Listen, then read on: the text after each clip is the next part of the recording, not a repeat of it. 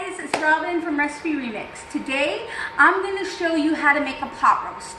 So what I did is I bought a big pot roast at the store, but because it's Scott night, I took the big pot roast, cut it in half.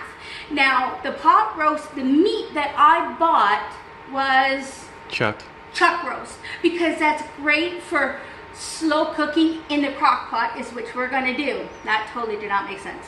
So the first thing we need to do with any meat is you need to sear this and get color on it. Without color on your meat, you have no flavor. So first thing we're going to do, we're going to salt, we're going to pepper it, and I forgot a fork. All right. Now you're going to heat, preferably cast iron, don't need it, but it's the best. Get it hot, like you can feel it screeching hot. And what we're going to do is we're going to put this big chunk of meat in here. You hear that? Come over here, Scott. They can hear it. Oh. Okay, now this baby is searing hot. We season the underside. Now, you want to season the top. Season both sides, okay? Now, we're making pot roast. So, how do we do a pot roast? You need a base, a water base of some sort. Now, some people could just throw this in the crock pot with only water, but I like flavor, and it's a beef. So, beef pot roast. So I have the Better Than Bouillon. This is a paste beef. Let me show you. Can you see that, Scott? It is super thick. Actually, I can do it better this way. You can see what a paste is, and it's concentrate. It's way better than stock in a box. So what we're going to do is, and this is salty, very, very salty. So what we're going to do is, and I forgot, and Scott reminded me, and I forgot. Now I'm going to say for this, because I'm adding vegetables, I'm going to put 4 cups of water for this amount. And that's searing beautifully. It's doing its job. You can get on to making your base. All right. So we got our 4 cups of water here, or thereabouts. And the only thing we're adding to this is beef stock. Now, if you don't have stock, you can add, or if you don't have the beef base, you can add 3 cups of box stock. That's fine too. There's nothing wrong with it. But I have the beef, and I prefer it. So what we're going to do is, we're going to put this in here, and my water doesn't come out uber hot. So what we're going to do is, put this in the microwave, right down the husband's donut. Put this in for 1 minute. Now, let's talk about flavoring besides salt and pepper. See this? Come here, Scott. It's getting there. It's getting a beautiful crust, but not yet. This still can go. Okay. Seasoning. I'm using onion mix. There's a lot of great things that you can say about onion mix. It has great flavor. It's quick. I like to make my own, but I'm not doing it today. I'm lazy. So what we're going to do is, you take your onion mix. You are going to add it to your stock. You're going to put all your seasoning in here. So when your meat is done searing, you're going to take all this water mix, all this flavor mix, and you're going to pour it right in this pan. Because if you see here, all this stuff on the bottom, this is flavor, money. This is what you want to keep. Actually, we can flip the steak now. You want to use that flavor. So what you do is, you're going to give this a mix. Don't put salt till you know how salty it is once you add this. So what I'm going to do is, I'm going to finish searing this, and as soon as it's done, I'm going to bring you back, and I'm going to show you how to get all your flavor up from this bowl with your beef base. I'll be right back. Okay guys, this is where we're at. Look at this beautiful sear on this meat. This is what you're looking for. on both sides. So take your meat here, let it rest. And for the record, this is not cooked, this is just seared. Now come look at this. You see, I can turn this down to medium now. What you notice now is all these wonderful bits here from that meat and all that flavor. Recap, 4 cups of either beef stock or 4 cups of water with some beef base, the Lipton onion soup mix, and some pepper. Don't add salt till you taste the beef because it's spicy or salty. So here we go. Oh, watch your face, but you would get a nice facial, I might add. There we go. Now, why do you do this? Hey, why do you do this? Because if you do not put your liquid from the meat you seared, all that beautiful meat, all those beautiful drippings from this meat that you seared will go to waste. So I'm not cooking this in here. I just put this in here quickly just to scoop up all these wonderful trimmings. And now I'm going to show you what we're going to do with it. Okay, here we go. Crock pot. I might add my crock pots on its last legs. Hint, hint. Okay, we're going to take, I did it again. I put the fork in the sink. Crazy. So here's our beef. Slide in your crock pot. Try to scrape off any juices that are here, which isn't much. Now, this beautiful beef base here. We're going to take this, because this thing is heavy. This iron is very heavy. But it's great to cook in. Actually, I think I will use another mitt, or I'll burn myself. So let's take all this wonderful flavor. Come here, Scott. Okay, we're going to pour it right over. Now, this looks like a lot of liquid, but remember, we're adding vegetables, okay guys? So, let's move this out of the way. Let's talk vegetables.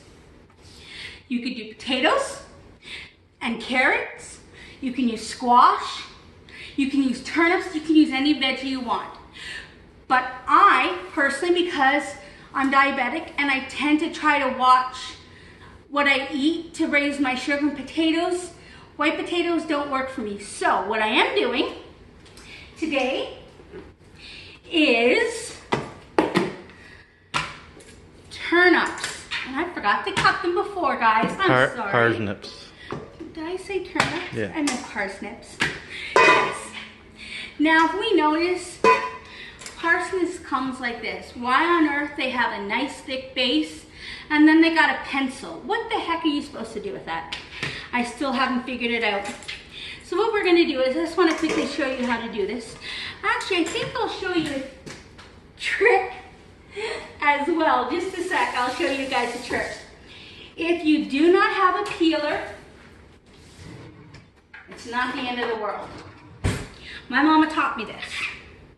All you do is, oops, my hands are wet.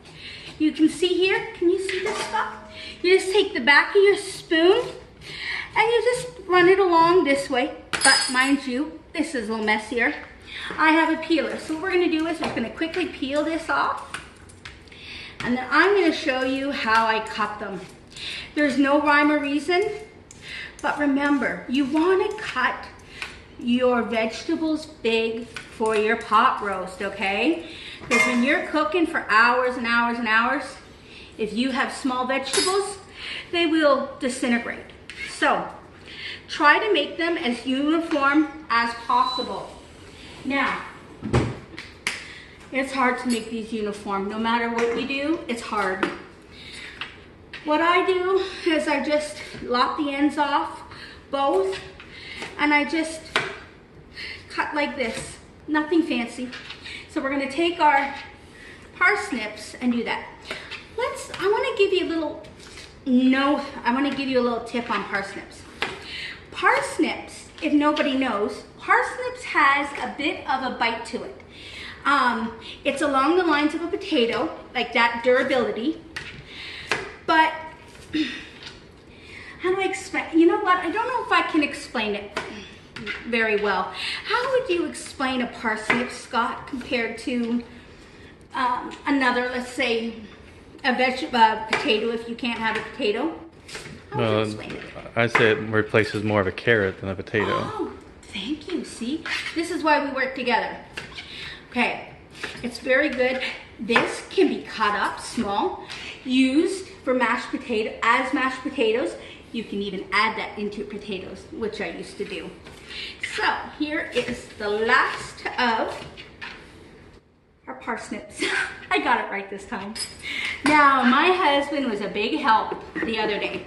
We had, actually, can I have that butternut squash there, please? Okay. Let me get rid of this. You don't want to see my mess. I don't have anybody helping me. So, I got to do it on my own. You can just leave it in the bag, huh? You can take it out of the bag. All right. This is a butternut squash. What Scott did is he cut it open. He took all the seeds out. Actually, I'm a liar. He peeled it first, cut it open, scraped out all the seeds, and voila, magic. Now, this is if you have somebody doing it for you.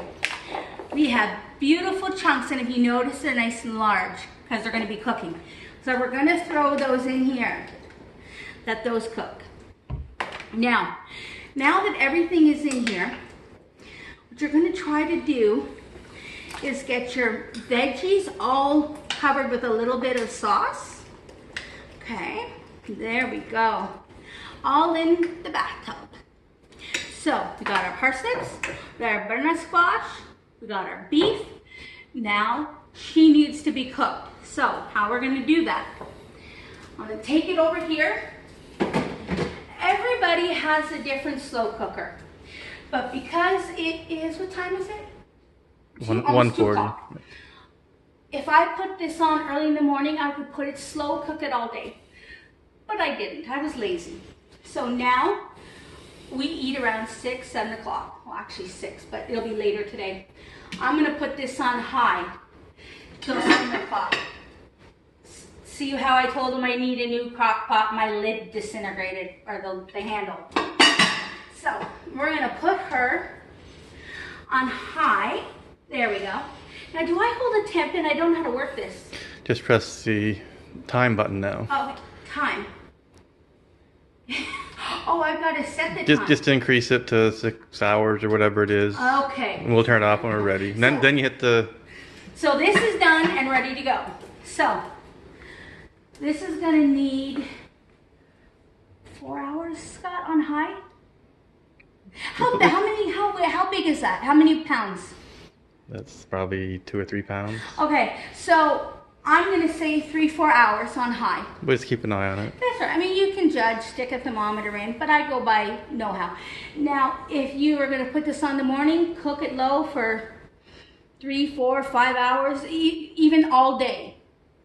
But I'm going to let it cook for 3-4 hours. When it's done, I'm going to show you what it looks like with the meat and the veggies, and then I'm going to show you how to make a fabulous gravy out of those drippings. So come back, I'll show you when it's done, and we'll finish this up. Catch you all in a bit. It's Robyn. Now, remember I told you what it would look like when we cooked it for many hours in the slow cooker? Take a peek. Look at this beautiful meat. It is so tender.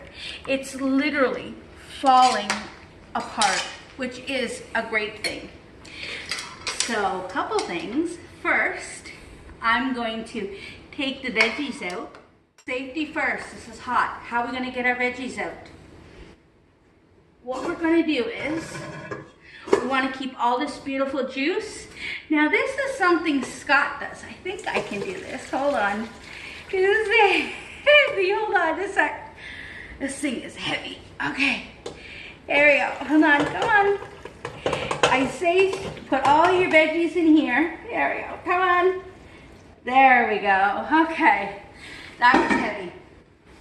So we take all these beautiful veggies that we have here.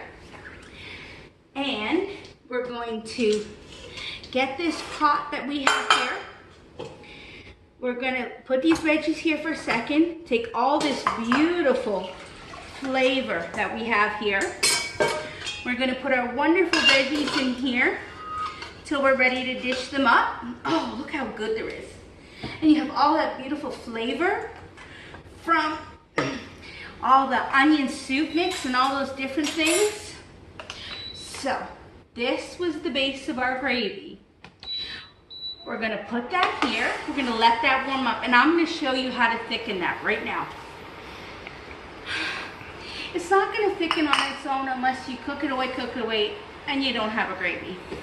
So, I love cornstarch. I'm not a flour girl, so I use cornstarch. For this amount, I'm gonna say a tablespoon. I'm gonna say probably about a tablespoon, I think would work. Let's try, I think, let's just go a tablespoon and a half. Tablespoon and a half, 2 tablespoons. And what we're gonna do is, actually we can do it this way. You wanna take a little bit of your liquid from your pot, put it into your cornstarch. What we're gonna do is, pardon the mess, let's just give it a little stir till it's all the cornstarch is dissolved. Doesn't matter how much you put in, you just want to dissolve your cornstarch.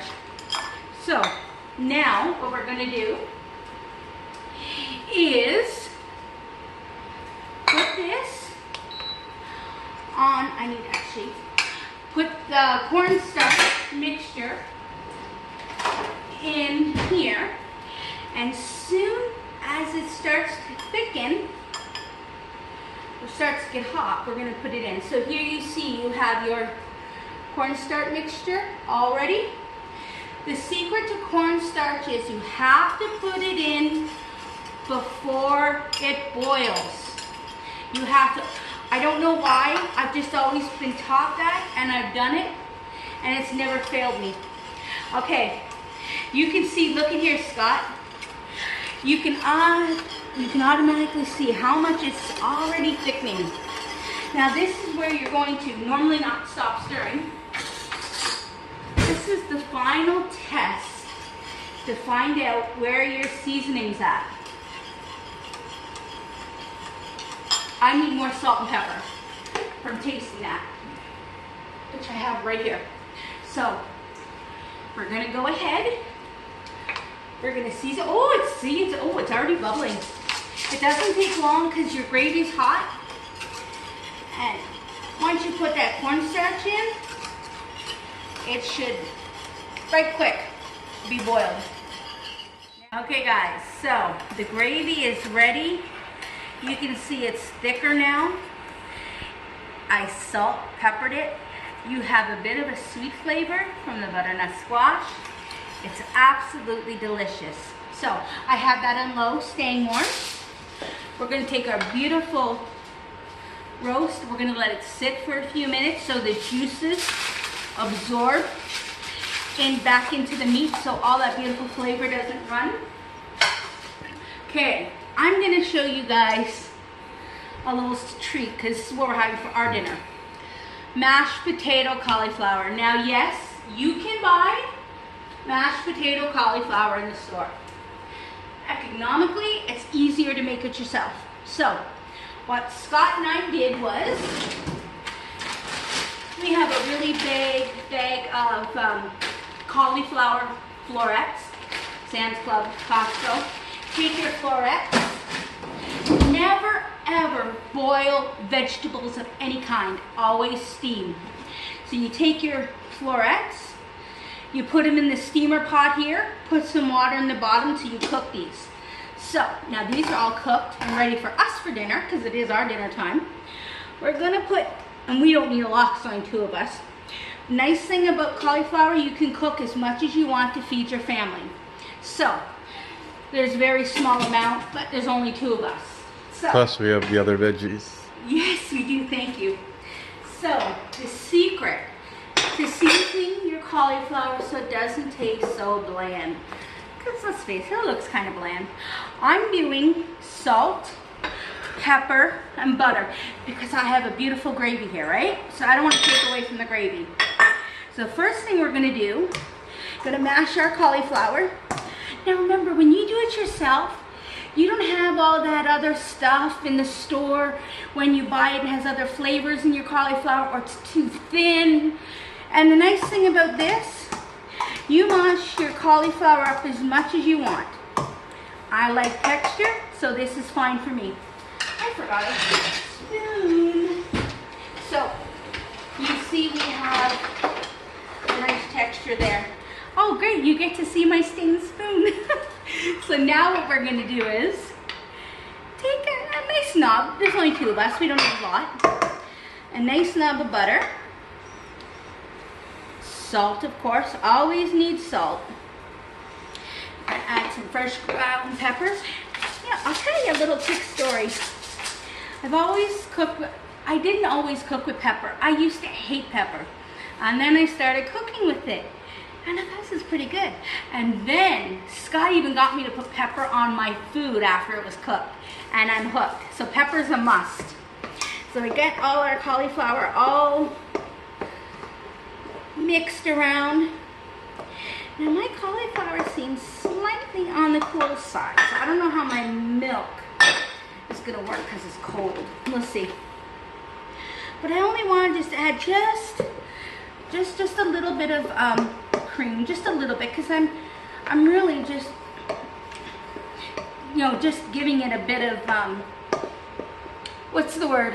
Not quite as dry, I guess is the word I'm looking for. Just want to moisten it just slightly. Now let me see how this tastes. I don't know why I needed such a big bowl. Let's see here, how's this taste? Again, more salt. Scott thinks I'm a salt fiend. I'm really not. I just like things seasoned. So, alright guys, we got our cauliflower here. Mashed cauliflower. Again, if you want to mash it up more, go ahead. I like texture in my mouth. So what I'm going to do is, I'm going to plate everything up so you guys can see what it looks like all said and done. And I will be right back with you guys.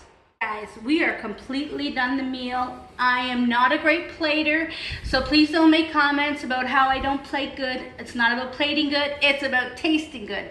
So, as I say that, we have this beautiful thick gravy. When I did this, I added 4 tablespoons of cornstarch, just some mixed water, made a slurry. Not quite a paste, but a slurry. So, Scott, do you want gravy on your mashed cauliflower and meat? Okay. What we're going to do is, we're going to take this wonderful gravy. You can see how thick it is. And again, this is all flavor. This is your meat that you fried. This is all the spices we put in it. It is delicious. Now, excuse me, I know I shouldn't do that. So we have here pot roast, mashed potatoes, cauliflowers, parsnips, butternut squash. Guys, I hope you enjoyed making this video or watching this video with me. Join me on Facebook. Join me on my Facebook account. My mother said there'd be days like this. Sign up, hit subscribe, and I'll be with you guys again with another video coming soon.